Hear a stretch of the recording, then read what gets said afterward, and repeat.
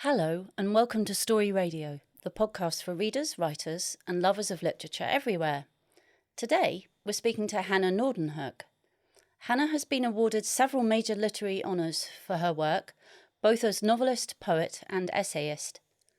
Her novel Caesaria, published in 2020, scooped Swedish Radio's Literary Prize and was shortlisted for Vi's Literature Prize.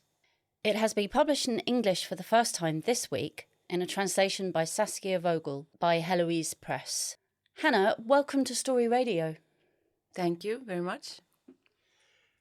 The narrative is revealed through the eyes of Caesaria, who grows up in an isolated house, looked after by servants and with occasional visits from the doctor who delivered her by Caesarean section. Her world is mysterious and we share in that mystery. This is the territory of Alistair Gray's Poor Things, Ripstein's Castle of Purity and Lanthimos's Dogtooth. Did you use much research as a background to the book, and were you inspired by any real events? Yes, I was inspired by a real event, a real case from 19th century Sweden. And it was during the research for the novel that came before Caesaria, that also was a novel that circled around 19th century discourses on mental and physical care, medical care, and it was. When I read books on that subject, I found Caesaria in a footnote, and the real case was, as it is in the novel, it was a doctor that delivered a girl with one of the first completed Caesarean sections in Swedish history. And the mother died. The mother was a poor woman, unmarried woman, and died after the procedure. And then the doctor took this girl into his care and gave her a name. He gave her the name Caesaria after the cut that brought her to life, and also he gave her his own name. And this sort of macabre act, since I mean the act of naming someone is also the act of controlling someone. It was such a I was so intrigued by this short story about this real case that a whole fantasy around it started to come about inside me, and so on. Yeah. Could you tell us a bit more about that inspiration? Where did you find the case?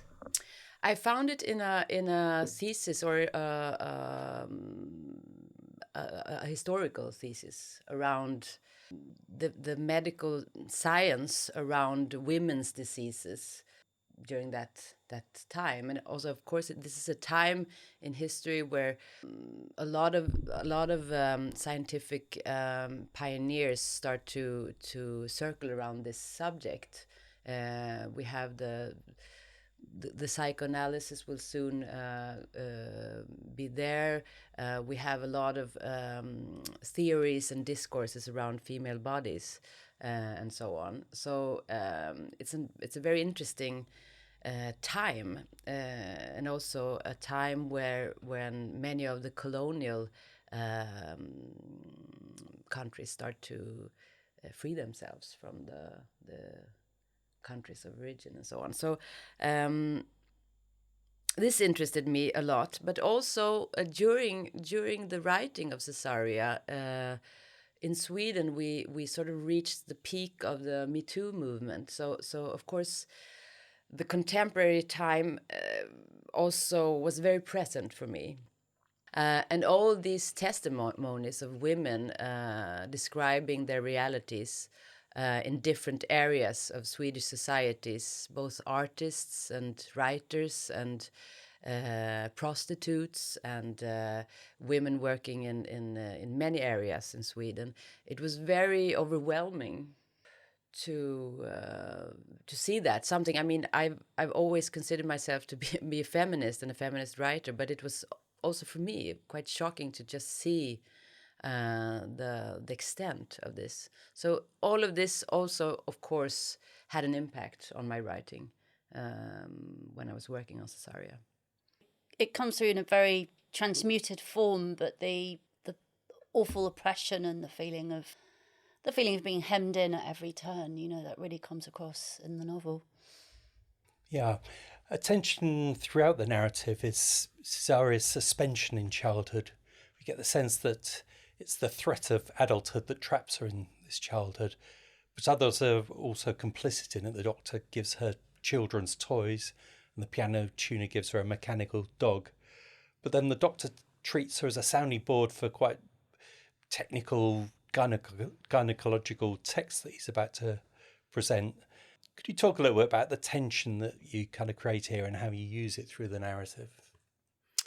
Yes, I mean, I do think that in patriarchal desire in general, that there also is a pedophile component. So I'm very interested in that, and I'm also very interested in the child and the child's experience of the world, because it says so much about existence, I think, and about politics and about a lot of things. And I mean, women's adulthood has always been a threat to a patriarchal economy, no? So they have been declared incapacitated economically and socially and so on. To some extent, women should remain children in that perception of the world, and in that, I mean, that organization of the world. So of course, this I think is at the core to this story. But also, I mean, Caesaria has many roles for the doctor. She holds many different functions for him. I think she's sort of his child, his adopted child. She's also his medical trophy. She's his assistant, and she's also this kind of symbolical wife or lover. So she becomes all this for him, and this was something I was very interested in exploring, how a relation like that of almost absolute control can develop. You think that she kind of senses that she loses her attraction for the doctor by becoming a woman, but then that puts her into the more of a threat from Master Valdemar. Yes, of course, of course. And also, I mean, something I was very interested in too when I was writing this book was also that kind of male bonding, that kind of homosocial relation that upholds patriarchy, you could say, and I think Mr. Valdemar and Dr. L plays different roles here, but they are very dependent on each other. They are almost like two aspects of the same function, you could say. And this was, of course, something that I wanted to explore further.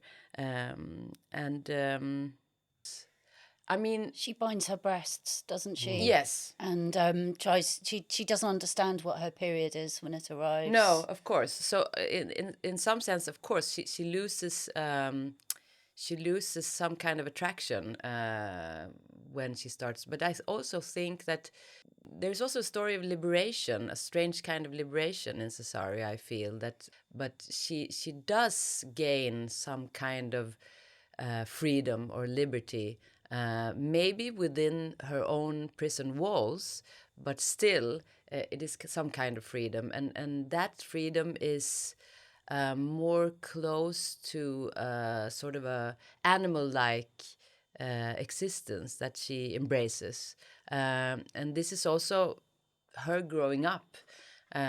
So in a sense, she needs, in this story, she needs to be this clean child in order to be part of civilization, or be part of the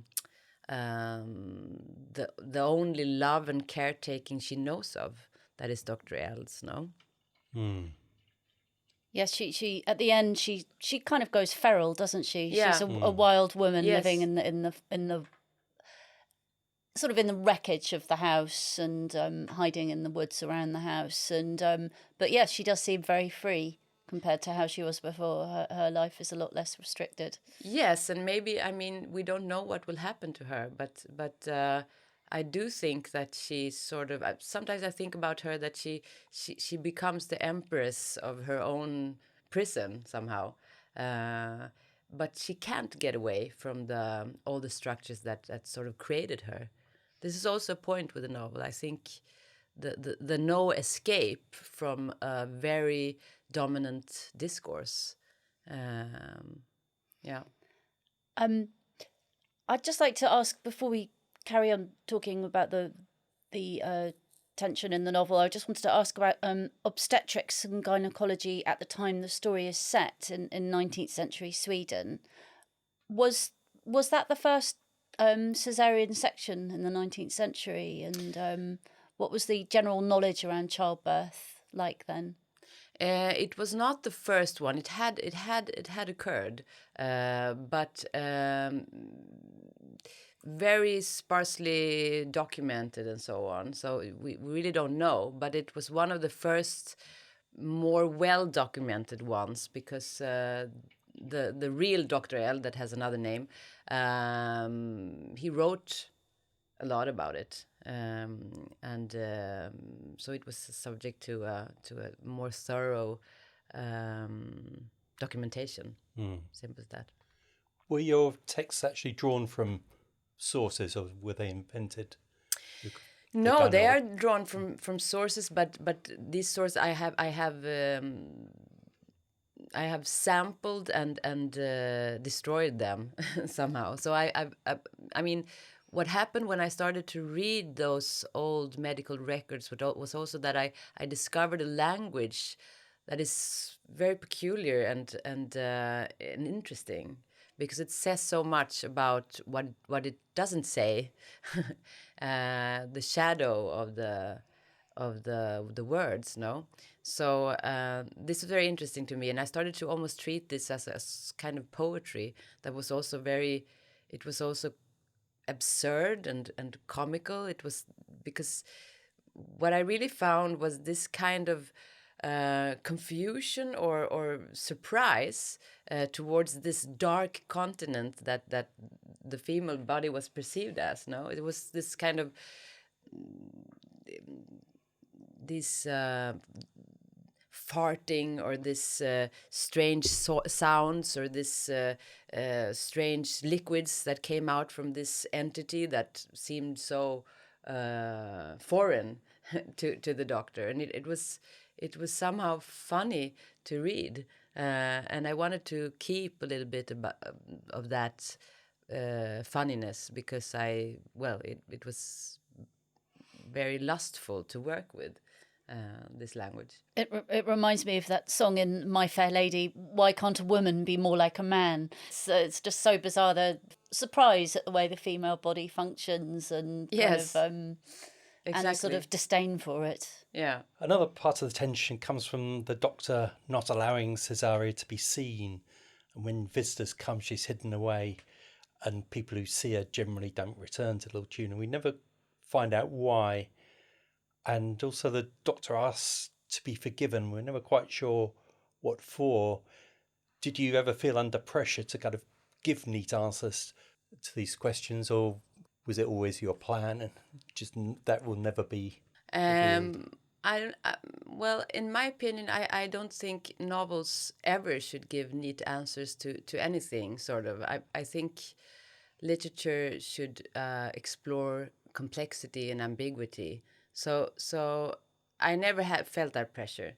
But of course, I think of Dr. Eld as a person that, in a way, assures himself that what he's doing is he's doing that for some good, in the name of science, or in the name of rescuing this girl from poverty. But I think that he deep down knows that he also is perpetrating a violence of some kind, no? but he is a man of action. He's a man that he doesn't really dwell on his more darker desires, but I think they pop out sometimes, and that he has some sort of insight in what he's doing. I assumed he was her father, and that he'd, that the poor woman had been, perhaps raped or abused by him, and that's why, just because I always look for sort of hidden fathers, like, the theory that Heathcliff is actually Catherine's half brother in Wuthering Heights. So that was one of the way I sort of saw it, that as his natural child, he was hiding her away because he feared disapproval. But obviously that's my interpretation. Yeah. Well, I mean, I don't think I thought of it that way, but in a way he is, in a symbolic way, because as you say, he could have been, because so many unmarried maids or young women were raped and abused, or promised something by rich lovers that they had affairs with, and so on. So this is not. I mean, she could have been, and therefore, to some extent, she is his child. I think it's not so important if she is biologically or not, but of course, she's a production of a society. She's a product of a society. I was trying to think of comparisons to your Gothic novel, and one that sprang to my mind was Frankenstein, with its dual emphasis on birth and science, and a kind of wrong birth that's also the product of science. Was Frankenstein an influence, or what other literary ancestors would you claim for Caesaria? I mean, I think it's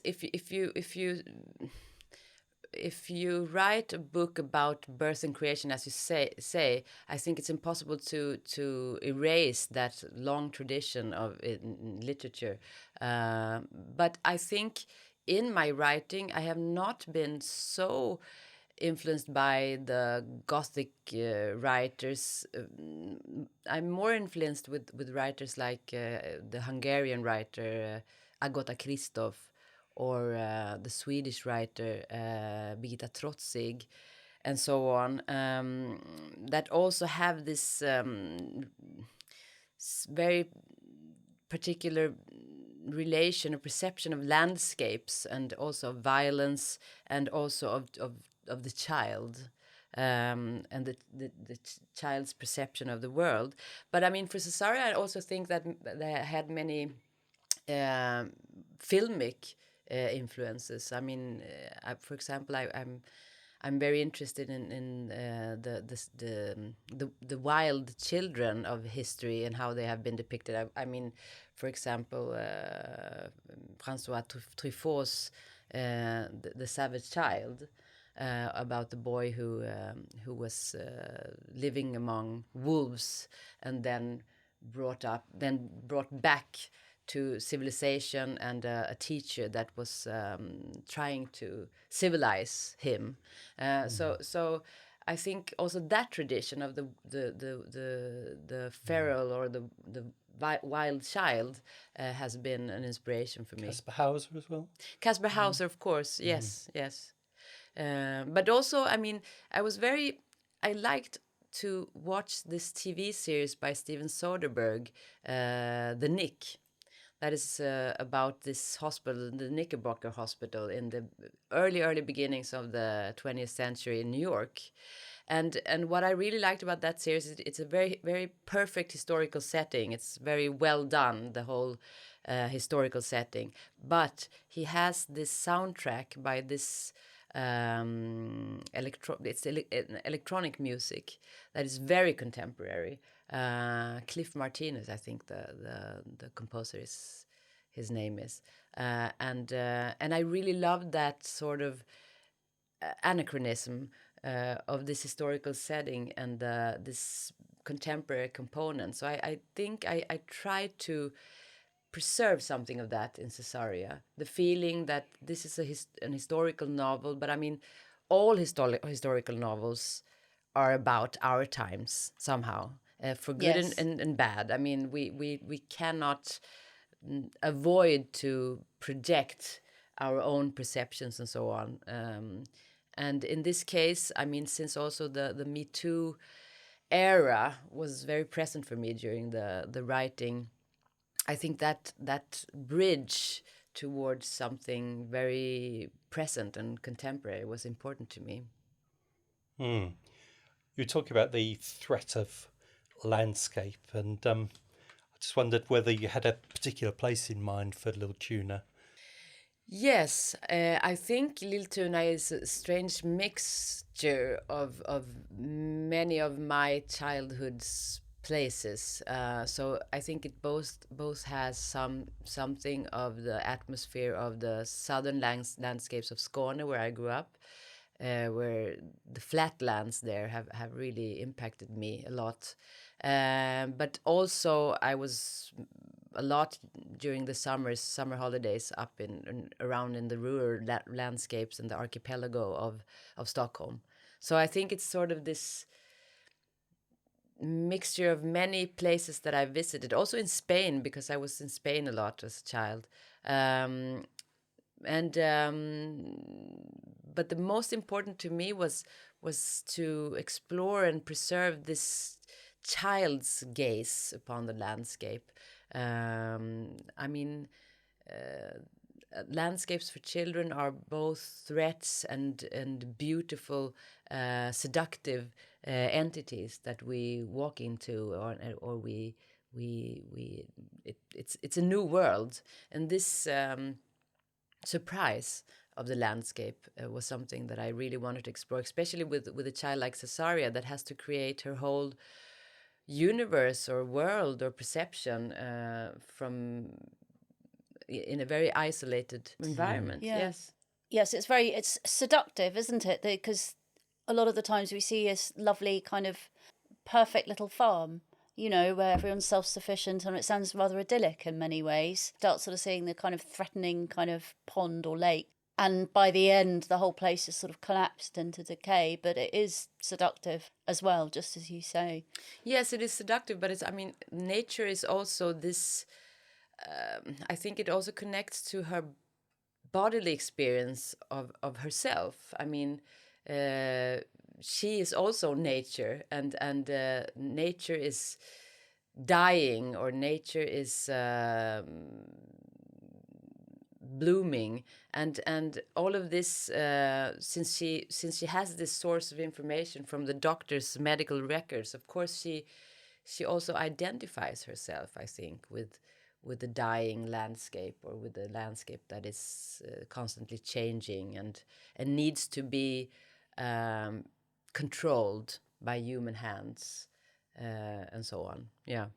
You have a Nietzsche quote as an epigraph: "Everything in woman is a riddle," which continues, "And everything in woman hath one solution. It is called pregnancy."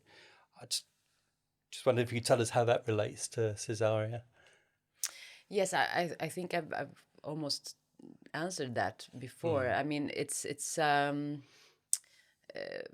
I mean, it's a fun quote in a way, because it has this comical aspect to it, like the doctor's medical records. This feeling of surprise and enigma, and this male alienation towards women, saying that women are riddles that should be solved somehow, or revealed. This is also a sort of a comical but also terrifying, of course, reality. And we're talking about it as though it's in the past, and then you read, I think it was Vance who was talking about his, he said, "My wife's children," as though they weren't his, and, and uses and some of the, Trump's followers talk about women really as if they were aliens. It's Yes. quite a shock to hear this language is still being used about women all the time. All the time, yes. In modern society. Yes. Yeah, and the idea that childless women are kind of a sort of second class. Absolutely, the childless cat ladies, Yes. like I mentioned in the Incredible, podcast last yeah. week. Yeah, no, it's very strange, and as you say, yeah, this novel really does hold a mirror up to the present day, I think.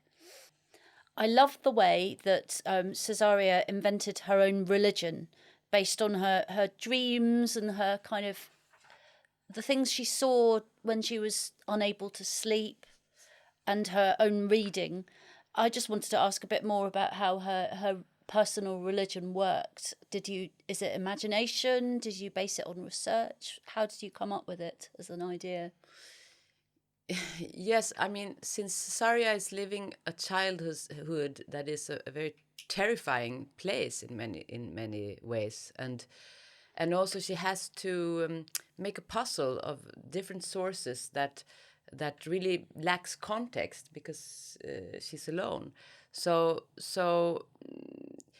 the readings from the Bible, from the Book of Revelation, that Mamselle Fanny is reading to her every night, they sort of mix with her own. She takes that source and as with the doctor's medical records, she also melts that into some kind of research in order to understand her own life. And I think also that these passages in the Book of Revelations really have the function of sort of being her source of agency, because I think she starts to identify with this child that is born from this woman, this Virgin Mary, that needs to go out and save his lambs. And also there's this burning lake in the Book of Revelations that I also think that she connects with the lake and the forest. So all of this helps her some way to try to take action. She tries to save the maid Bedan, and in trying to save Bedan, that is exposed to Mr. Valdemar and his violence, in doing so, in trying to save her, she also tries to save herself, I think. And she needs some kind of manual in order to know how to take action, to revolt towards something. Yeah, so she's kind of inventing her own origin story, I guess. Yes. Yes. And then using that to make sense of her world around her. Exactly. But it's her own personal one, not the one that the doctor just foists on her. It's very dry. Kurt Vonnegut advised authors to encapsulate the whole narrative in the opening few paragraphs, and I think you do that. Did the shape of the novel come early on in the process, or was it something developed later? I'm actually always extremely obsessed with the first sentence of a book, and I cannot write anything until I have the first sentence. It's very important to me. It's almost like this magical shamanistic place where something can begin. So I can go and think about it, the first sentence, for many years, actually, before I take to writing. So it's very important to me. And of course, I knew some things about the story, but the first sentence always also contains something that is unknown to me, because I need that sentence in order to explore something that I don't yet know. So I think it's both, to answer your question. I think it's both this premonition of something to come, and it's an unknowing and a knowing at the same time, that I think the first sentence holds, because of course I didn't know. I think I didn't know actually what it meant. It's that she says in the first sentence that it was when we took to the forests, when all this happened and so on. That scene came later. Yes, some of the details came later. Actually, it's almost like it's almost like you hear a voice ringing inside, and then you have to answer that question of that voice. I think it works that way for me, and I think writing would be quite dead for me if it hadn't that component of something unknown, because I need to be curious about something in order to make the language live and be true to me, I think. Yeah. So you have the forests first, and then you know that she's going to go into the forest when you start writing, but you don't really know till you reach a lot closer to the end what she's going to do there. No, exactly. Yeah. Yeah, that's really interesting. The book's so female-centered, clearly, but it's an exploration of what we now call toxic masculinity. The musician, Master Valdemar, is he imaginary or is he based on a real person, like the Doctor?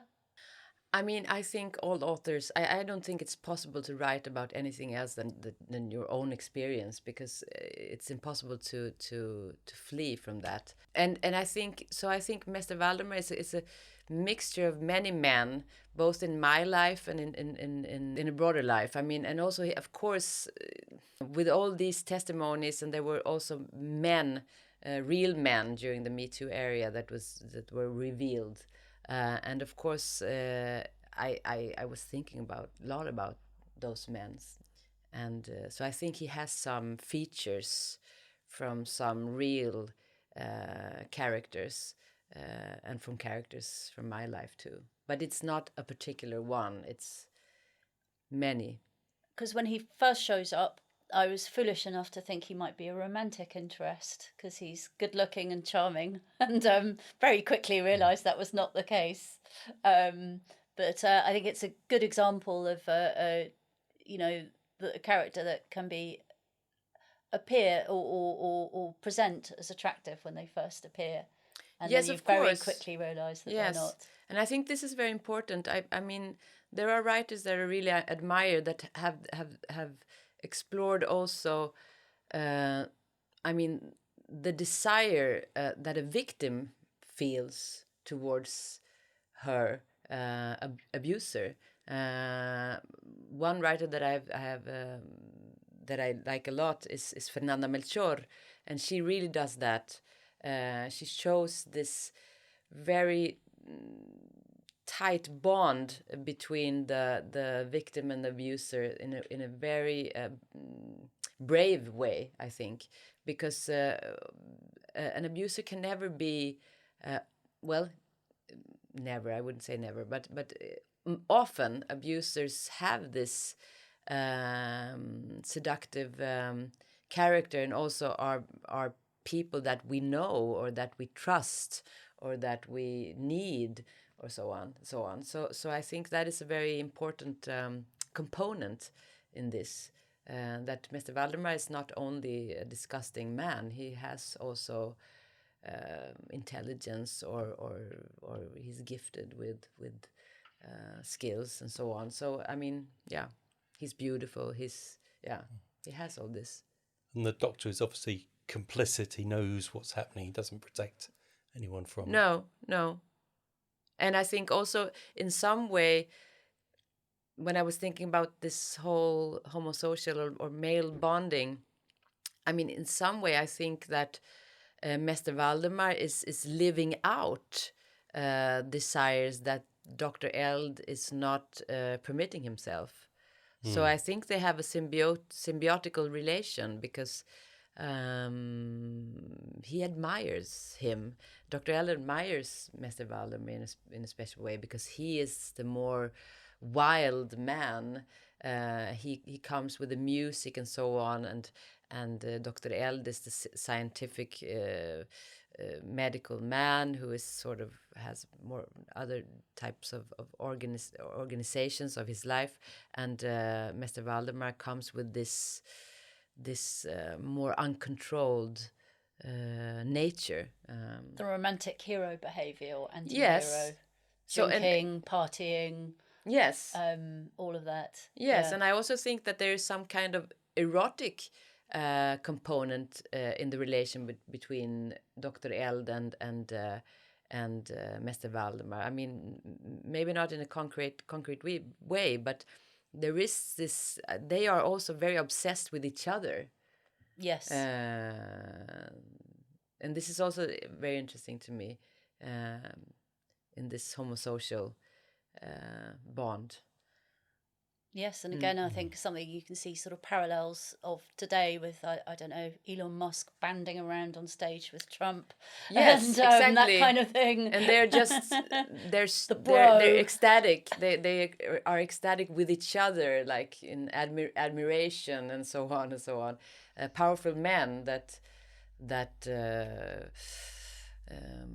sort of have this seductive way with each other, no? Yes, absolutely. Oh, thank you so much, Hanna. It's really fascinating to talk to you about the book. Thank you. Highly recommended. Yes, we. It's quite a sort of. It feels really like a window into another world and a sort of different landscape. It's very strange and compelling and brilliant. Would you be able to read the opening section for us? Of course, yes. It was the night little Bida and I took to the forest that I realized I'd never be able to leave Lilltuna and the room with the East Indian wall clock. Its steely eye would stare back at me forever, and I never learn anything other than what I'd learned there. Snow now. I sleep with my body pressed to the stove. I've laid out all the objects so I can see them. The cold crackles in the tiles. At dusk, the animals draw nearer to the house. They're seeking heat and food. At first, they stand at the edge of the forest, trampling. Then they grow bolder. Come daybreak, a hazy sun. Snow. The pond in the forest was also like an eye when Bida and I drew near it at dawn. The morning after we'd taken to the woods. It was like in my dream, but without the flames. Late summer. The eye was grey.